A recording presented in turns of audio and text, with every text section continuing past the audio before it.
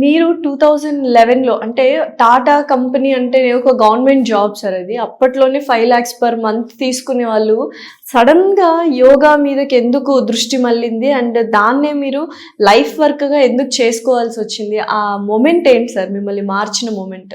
యాక్చువల్గా 2011లో కాదమ్మా, 2004లో నాకు సివియర్ ఎసిడిటీ వస్తూ ఉండేది. కేరళలో అప్పుడు మోటరోలా అనే కంపెనీలో జాబ్ చేస్తుండేవాడిని. అయితే ప్రతిరోజు ఈ మందు తాగినట్టు జెలుసులు తాగుతుండేవాడిని. ఒక బాటిల్ రోజు పింక్ కలర్లో. Pink colour. ఆ కడుపులో మంట రావడం, ఛాతీలో పెయిన్ రావడం, ఒక సంవత్సరం స్ట్రగుల్ అయ్యాను. చివరిగా డాక్టర్ సత్యప్రసాద్ అని ఆయన కలిసిన కేరళలో కొచ్చిన్. ఆయన అన్నాడు, అశోక్ నీకు ఏం ప్రాబ్లం లేదు, ఒక 5 రోజులు ప్రాక్టీస్ చేయి, యోగా ప్రాక్టీస్ చేసి సెట్ అయిపోతావు అన్నాడు. ఆయనే తీసుకెళ్ళాడమ్మా నన్ను. 5 రోజులు ప్రాక్టీస్ చేసేసరికి నాకు అప్పుడు సంవత్సరం నుంచి బాధపడుతున్న ఎసిడిటీ నుంచి నాకు విముక్తి వచ్చింది.